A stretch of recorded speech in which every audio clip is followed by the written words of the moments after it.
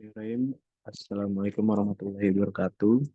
Perkenalkan, nama saya Hamzah Fadli Muhammad dengan NIM 19105111113. Saya akan menjelaskan analisis sentimen terhadap kesiapan masyarakat menghadapi resesi 2023 pada media sosial Twitter menggunakan metode NFBS dengan seleksi fitur information gain. Bab 1, pendahuluan. Latar belakang, media sosial termasuk Twitter telah menjadi saluran utama bagi masyarakat untuk berbagi pandangan, pengalaman, dan opini mereka tentang berbagai topik. Dan termasuk topik keuangan. Dalam hal ini, pada tanggal 30 September 2022, Jokowi selaku Presiden Republik Indonesia saat pengarahan Presiden kepada seluruh Menteri dan Kepala Lembaga Kepala Daerah, Pangdam, dan Kapolda di JCC, mengarahkan bahwa dunia saat ini terancam krisis mengerikan dalam bidang ekonomi yang akan mengganggu pemulihan ekonomi Indonesia pasca pandemi COVID-19 yang disebut resesi ekonomi. Karena latar belakang tersebut, saya menjadi tertarik untuk mengambil atau menganalisis sentimen pada masyarakat di media sosial. Dengan cara apa? Dengan cara menggunakan metode Naive Bayes. Naive Bayes merupakan salah satu metode klasifikasi yang baik dalam melakukan penentuan analisis sentimen. Beberapa penelitian menunjukkan bahwa metode Naive Bayes memiliki kinerja yang baik dalam klasifikasi teks. Uh, Lalu saya juga ingin membuat model perbandingan dengan Naive Bayes tanpa menggunakan seleksi fitur dan Naive Bayes dengan menggunakan seleksi fitur. Yang mana akan dapat kita lihat nilai pada evaluasi. Seleksi fitur yang akan saya gunakan adalah information gain. Information gain adalah metode seleksi fitur yang mampu mengidentifikasikan fitur-fitur yang paling informatif atau yang paling menonjol dari fitur yang lain. Dalam konteks analisis sentimen, menggunakan information gain dapat membantu mengidentifikasi kata-kata yang paling berkontribusi dalam membedakan antara sentimen positif, negatif, dan netral. Lingkup penelitian, dataset yang digunakan merupakan dataset sekunder yang dapat didapatkan dengan cara crawling dari Twitter. Data tweet yang digunakan adalah tweet opini masyarakat Indonesia berbahasa Indonesia. Bahasa pemrograman yang digunakan adalah Python. Penelitian yang akan dilakukan menggunakan metode Naive Bayes dengan seleksi fitur information gain. Penelitian ini membandingkan nilai akurasi, recall, precision, F1 score, dan specificity menggunakan metode Naive Bayes dengan seleksi fitur information gain tanpa menggunakan seleksi fitur information gain. Tujuan dan manfaat penelitian saya adalah membangun model analisis sentimen terhadap opini masyarakat mengenai kesiapan menghadapi resesi 2023.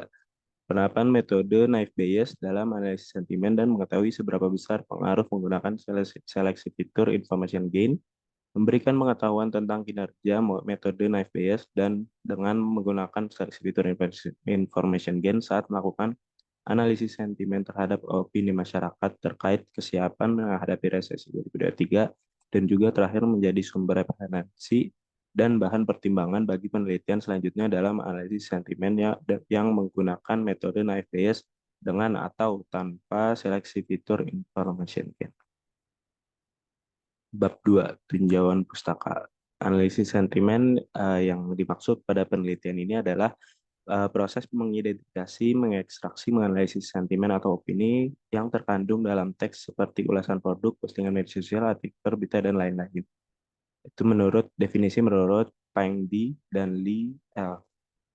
Pada penelitiannya di 2008. Lalu text finding yang akan dilakukan pada penelitian ini adalah proses mengekstraksi dan menemukan informasi berharga dari teks yang tidak terstruktur atau semi terstruktur. Tujuannya adalah untuk mengidentifikasi pola, tren, hubungan, atau informasi dalam teks secara efisien dan otomatis. Penjelasan ini menurut Feldman R. dan Sanger J. pada penelitiannya tahun 2007. Lalu resesi ekonomi pada penelitian ini yang dimaksud adalah resesi ekonomi di Indonesia yang merupakan kondisi yang menyebabkan aktivitas perekonomian negara menurun secara signifikan. Selama resesi ekonomi menyusut ditandai dengan penurunan output, penurunan pendapatan, meningkatnya pengangguran, dan banyak indikator ekonomi lainnya. Menurut Bank Indonesia tahun 2021. Selanjutnya, bab 3, metode penelitian. Tahapan penelitian yang akan saya kerjakan, yang sudah saya kerjakan, yaitu dimulai dengan identifikasi masalah, studi literatur dengan mencari definisi-definisi dan juga eh, bahan-bahan terkait pada penelitian saya, lalu pengumpulan data atau crawling data, lalu setelah itu saya filtering dan di pelabelan data agar data menjadi lebih bersih. Lalu selanjutnya terdapat praproses agar data siap dimasukkan ke dalam model eh, metode yang sudah saya gunakan. Pra-processing meliputi cleaning, scaffolding, normalization, stop word removal, stemming, tokenization, dan juga tokenization. Selanjutnya, setelah pra-processing selesai, ada pembobotan term TF-IDF untuk menghitung tiap fitur menjadi sebuah nilai. Lalu karena data yang sudah didapat tidak balance, maka untuk melakukan balancing akan dilakukan smoothed.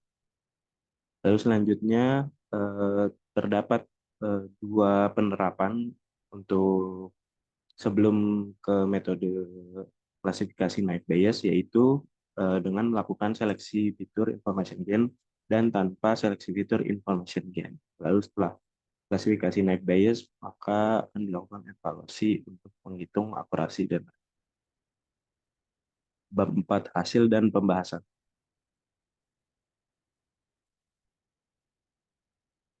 Crawling hasil pengumpulan data adalah dengan cara crawling yang dilakukan sebanyak 3 kali pada tanggal 15, 16, 17 November 2023 menggunakan kata kunci resesi, resesi ekonomi, dan hashtag resesi.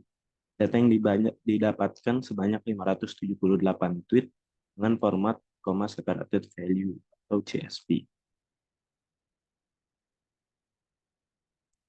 Dapat dilihat ketiga anotator yang sudah menilai sebuah data memberikan nilai negatif. Contohnya seperti pada tabel yang terlihat. Setelah melakukan penilaian, maka akan disimpulkan lagi atau akan diberikan hasil dari total penilaian tersebut, apakah data itu positif atau negatif. Setelah melakukan pelabelan pada semua data, didapatkan hasil 27 data berlabel positif dan 535 data berlabel negatif. Akan tetapi, hasil data tersebut belum seimbang. Maka dari itu, saya akan melakukan penyeimbangan data menggunakan synthetic minority oversampling technique atau SMOTE. Teknik penyeimbangan ini dilakukan setelah pembobotan. Setelah dilakukan pelabelan data, maka proses selanjutnya adalah pra-processing. Pada proses ini akan dilakukan cleaning, scaffolding, normalization, stop word removal, stemming, dan tokenizing. Saya dilihat pada tabel di atas, hasil akhir sebelum pra-prosesi adalah sebuah token-token atau sebuah fitur dari tiap kata. Selanjutnya ada pembobotan TF-IDF. Tabel di atas adalah hasil perhitungan TF-IDF untuk tiap term pada data training. Sebagai contoh perhitungan untuk mendapatkan nilai-nilai pada tabel di atas, berikut contoh perhitungan kata untuk token aktivitas. Langkah pertamanya adalah menghitung jumlah kemunculan kata aktivitas yang ada di D1 sebanyak 1 dan pada dokumen D2, D3, D4 tidak ada. Jadi TF aktivitas sama dengan 1. Langkah kedua untuk menghitung IDF aktivitas diketahui D sama dengan 4, merupakan jumlah dokumen. DF aktivitas sama dengan 1 dari 5 dokumen. Hanya terdapat satu dokumen yang ada kata aktivitas yaitu di D1. Maka dari itu IDF dari aktivitas sama dengan logaritma 4/1 sama dengan 0,602 sesuai dengan hasil yang saya dapatkan menggunakan coding. Langkah ketiga menghitung TF-IDF aktivitas, yaitu TF-IDF aktivitas sama dengan 1 dikali 0,602 sama dengan 0,602. Jadi TF-IDF hasilnya juga 0,602 sesuai pada tabel yang sudah saya kerjakan. Lalu selanjutnya adalah metode synthetic minority oversampling technique atau SMOT. Metode oversample yang dimanfaatkan adalah metode SMOT sehingga jumlah kelas yang bersifat minor disamakan jumlahnya dengan kelas yang bersifat major. Setelah dilakukan oversample dengan memanfaatkan metode SMOT, maka jumlah data yang berada positif maupun negatif menjadi seimbang, yakni 535 data positif dan 535 data negatif. Lalu selanjutnya, seleksi fitur information gain. Terdapat 5 tahapan yang dilakukan metode information gain dalam menyeleksi fitur, yaitu memindahkan fitur sesuai label, hitung nilai entropi, hitung nilai entropi pada fitur, dan hitung nilai information gain, dan pengurutan serta jumlah sampel data. Jumlah sampel data yang kita gunakan adalah 4. Contohnya adalah P positif sama dengan 2/4. Data yang positif sebanyak 2/4. Dan yang negatif juga 2/4. Lalu selanjutnya rumus yang saya gunakan adalah ini dan menghasilkan nilai 1. Berikut merupakan contoh perhitungan information gain untuk fitur aktivitas. IG, information gain aktivitas sama dengan entropi D dikurang entropi F aktivitas. IG aktivitas sama dengan 1 dikurang 0,689 sama dengan 0,311. Selanjutnya pengurutan serta pengambilan fitur dengan top ranking yang telah ditentukan. Pengambilan top ranking akan menggunakan pengujian dengan nilai 0,01. Jadi dari hasil perhitungan information gain akan diurutkan berdasarkan top ranking dengan syarat lebih dari 0,01. Contohnya berada di tabel di sebelah kanan. Lalu yang terakhir klasifikasi naik. Lalu selanjutnya klasifikasi naik bias. Proses klasifikasi ini menggunakan algoritma multinominal naik bias. Sebelum data diproses model klasifikasi, data akan dibagi menjadi data training dan data testing. Pembagian data training dan testing akan dilakukan dengan perbandingan 80/20. Hasil dari perhitungan terhadap data testing dengan nilai P positif data testing sebesar 0,0000825 dan P negatif data testing sebesar 0,00 sekian 48421. Maka dapat disimpulkan data testing diklasifikasikan bersifat bersentimen atau bersentimen.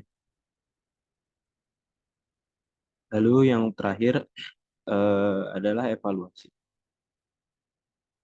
Dapat dilihat dari tabel kiri menggunakan tanpa menggunakan information gain. Diketahui true positif sama dengan 103, false positif sama dengan 17, false negatif 0, dan true negatif sama dengan 94. Berikut ini perhitungan untuk mencari nilai akurasi recall, precision, one score, dan specificity untuk evaluasi tanpa menggunakan certificate information gain. Berdasarkan perhitungan di atas, hasil yang didapatkan yaitu untuk nilai akurasi sebesar 0,96, call-nya 1, precision 0,93, F1 score 96, dan specificity 1, dan hasil evaluasi yang di sebelah kanan merupakan hasil evaluasi dengan menggunakan information gain dengan pengambilan top ranking 0,01. Dari hasil perhitungan evaluasi yang terdapat pada 2 tabel dan 2 perhitungan ini, disimpulkan bahwa penggunaan seleksi fitur information gain mampu mempengaruhi Hasil evaluasi yaitu meningkatnya nilai akurasi dari 92 menjadi 96%. Bisa dilihat perbandingannya di sebelah kiri tanpa information gain dan di sebelah kanan dengan information gain. Lalu selanjutnya ada analisis hasil kegiatan. Analisis hasil kegiatan yang saya lakukan berupa word cloud dan dapat dilihat di sebelah kiri merupakan word cloud sentimen positif berdasarkan gambar yang ada dapat dilihat kata yang sering muncul yaitu resesi, support, rezeki, dan lain-lain. Lalu selanjutnya di sebelah kanan terdapat word cloud sentimen negatif. Pada word cloud sentimen negatif dapat dilihat kata yang sering muncul yaitu resesi, boykot, perang, dan lain.